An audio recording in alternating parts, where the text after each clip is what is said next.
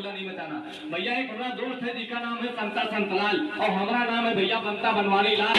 लेकिन क्या बतावे भैया, बड़ा मुसीबत का हम लोग सामना करे थे भैया।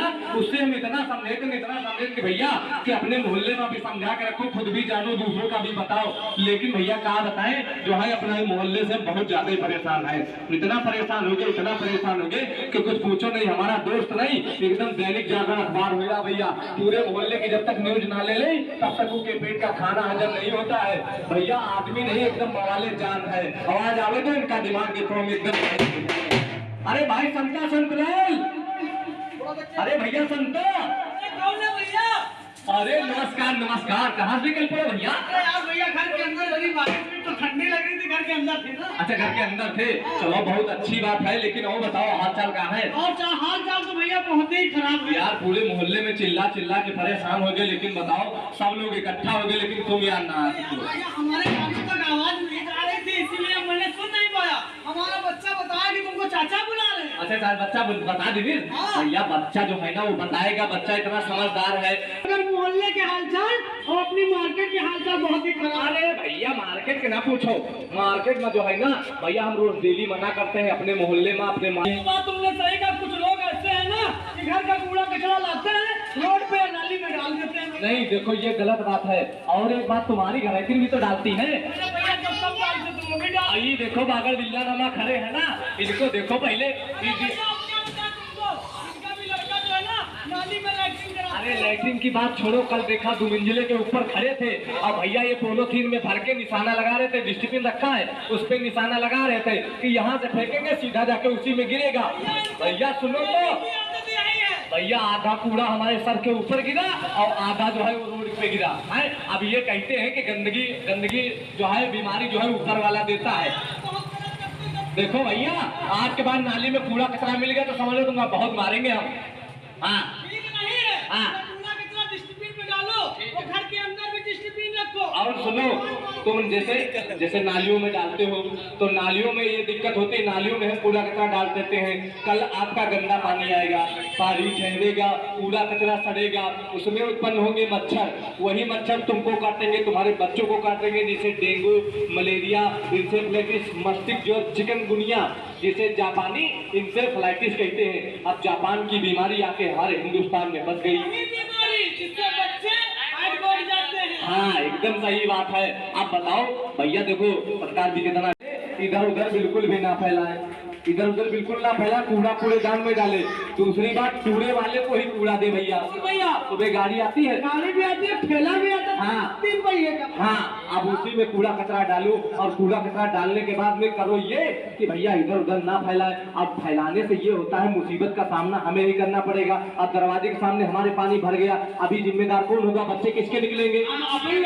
अभी कल पैर फिसल गया, पैर टूट गया या कुछ दिक्कत हो गई तो दवाई किसको लेना पड़ेगा? तो इस वजह से जिम्मेदारी किसकी बनती है? तो इस वजह से हम ये नहीं कहते आप पूरी सोसाइटी साफ कीजिए, लेकिन अपने अपने दरवाजे के सामने जिम्मेदारी समझिए, साफ सफाई स्वच्छता से रहिए, खुद भी जानिए, दूसरों को भी बताइए। और अधिक जानकारी के लिए आप अपने मोबाइल में स्वच्छता ऐप डाउनलोड कर लीजिए, उससे सारी जानकारियां मिल जाएंगी एकदम मुफ्त में। जो जानकारी आपको नहीं मालूम होगी वो भी मिल जाएगी और जो नहीं पता होगी वो भी पता हो जाएगी। अभी हम डाउनलोडिंग करते हैं। आप सुनो, तीसरी बात, अधिक जानकारी के लिए हमारा एक टोल फ्री नंबर भी है 1533 पे कॉल करके आप सारी समस्याओं का समाधान कर सकते हैं। और उस पे ये रहेगा, आप फोन करो और आराम से अपनी समस्या बताओ, समस्याओं का समाधान किया जाएगा। चौथी बात, पॉलीथीन का इस्तेमाल तो आपको बिल्कुल नहीं करना है। यार भैया गलत कह रहे हो, क्यों पॉलीथीन का प्रयोग न करें? वो इसलिए क्योंकि पॉलीथीन इतनी खराब है, जलाएंगे तब भी नुकसान है और दफनाएंगे तब भी नुकसान है। जलाने से जो है हमारा पर्यावरण प्रदूषित होता है और दफनाने से हमारी मिट्टी की, खेतों की उपज जो होती है वो कम हो जाती है। आपने देखा होगा मिट्टी में अगर लोहा 2, 4, 10 साल डाल दिया जाए तो गल के मिट्टी बन जाता है, लेकिन ये पन्नी जो है हजारों साल तक यूं ही पड़ी रहती है, कभी गलती है? ये बात तो गलते हुए देखा किसी ने? कभी नहीं गलती किसी भी चीज में। किस चीज में अगर पन्नी पड़ी हो, पन्नी नहीं गलेगी। तो इसी वजह से नहीं गलती। इसीलिए आप जब भी घर से निकले तो झोला लेके निकले और झोले में ही आप जो है सामान लेके आए। इधर उधर कूड़ा कचरा बिल्कुल भी ना फैलाएं, और इधर उधर फैलाने से ये होता है मुसीबत का सामना हमें ही करना था। अभी चौपाल में हम बिछा दिए, गंदगी कर दिए, तो चौपाल में किसके बच्चे खेलेंगे? तो बच्चों की जिम्मेदारी, बच्चों को बीमारियां लगेंगी तो हमारी वजह से ही तो लगेंगी। तो इस वजह से अपनी जिम्मेदारी अपने हाथ में समझो, खुद भी जानो, दूसरों को भी बताओ। तो इस वजह से आपको ये सब जानने और समझने की जरूरत है। अगर आप जानोगे नहीं, समझोगे नहीं, मानोगे नहीं, तो अपने परिवार को कैसे आगे बढ़ा पाओगे भैया? और आए दिन जितना पैसा होता है सारा का सारा बीमारियों में ही लुटाओगे तो कैसे बचेगा तुम्हारा? नहीं भैया, 1 लाख रुपए डॉक्टर को दे चुके हैं, मेरे बच्चे आज 3 महीने से बीमार पड़े। और इसी वजह से आप साफ सफाई स्वच्छता से रहिए, आपके घर में बीमारी एक भी नहीं लगेगी। रुपए में 80% बीमारियां सिर्फ हाथों की गंदगी से नहीं रहेंगे। तो इस वजह से अगर स्वच्छ और निर्मल अपने बच्चों को बनाना है, स्वच्छ और निर्मल अपने बच्चों को बनाना है, तो आप साफ सफाई स्वच्छता से रहिए, खुद भी रहिए, दूसरों को भी रखाइए। क्योंकि गंदगी के 2 रंग है, स्वच्छता के 2 रंग, एक हरा दूसरा नीला। हरे में आपको जो है गीला कूड़ा डालना है और नीले डस्टबिन में सूखा कूड़ा डालना है। गंदगी से आजादी कब मिलेगी हमें? गंदगी से आजादी कब मिलेगी हमें? जब हम घर के पास डस्टबिन रखेंगे, मोहल्ले के पास डस्टबिन रखेंगे और अपने दुकान के सामने डस्टबिन रखेंगे, तब जाके हमें गंदगी से आजादी मिलेगी। स्वच्छ मेरठ सुंदर मेरठ कब कहा जाएगा? जब हमारा देश साफ हो जाएगा, हमारा मोहल्ला साफ हो जाएगा, हमारी सोसाइटी साफ हो जाएगी।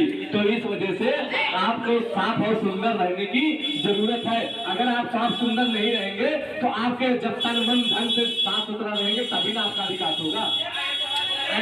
और दूसरी बात, एक बात हमारी ध्यान से सुनो, जो है ना, ध्यान से सुनो हमारी बात की बातें जो है जीवन में सोचा जाए तो बहुत छोटी है, जीवन में सोचा जाए तो बहुत छोटी है, लेकिन अगर लागू की जाए तो बहुत बड़ी है भैया। तो इस वजह से हमारे बच्चों के हित के लिए, अपने परिवार के हित के लिए आप खुद भी जानिए और दूसरों को भी बताइए कि भैया साफ सफाई स्वच्छता से रहिए, कूड़ा कूड़ेदान में डालो, इधर उधर बिल्कुल भी ना फैलाओ। नगर निगम की गाड़ी आती है, कूड़ा कचरा उसी में उठा के पलट दो और इधर उधर बिल्कुल ना फैलाओ। अगर इधर उधर फैलाओगे तो नुकसान हमें ही होगा, किसी और को नहीं होगा।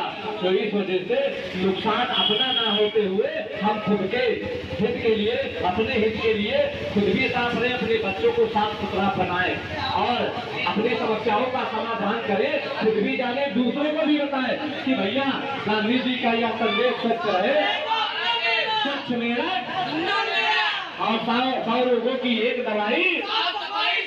हाँ, गंदगी से तभी हमें आजादी मिलेगी, तभी हमारा जो स्वच्छ भारत मिशन का ये सपना है तभी साकार होगा।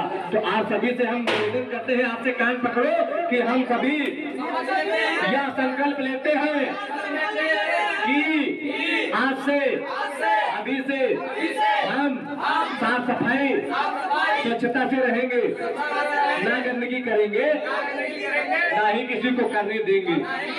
हाँ, और आज के बाद डस्टबिन का प्रयोग करेंगे, चाहे गली हो, मोहल्ला हो, घर हो, कोई भी मोहल्ला हो, हम अपने घर में डस्टबिन का प्रयोग करेंगे, जरूर से जरूर करेंगे, खुद भी मस्त रहेंगे और अपने परिवार को भी मस्त रखेंगे। तो यही हमारा जन संदेश आप लोगों के लिए, आपके परिवार के लिए, क्योंकि आपका हित अपने परिवार में जुड़ा हुआ है। अगर आपका हित ही नहीं होगा तो आगे चल के आप कुछ भी नहीं कर सकते।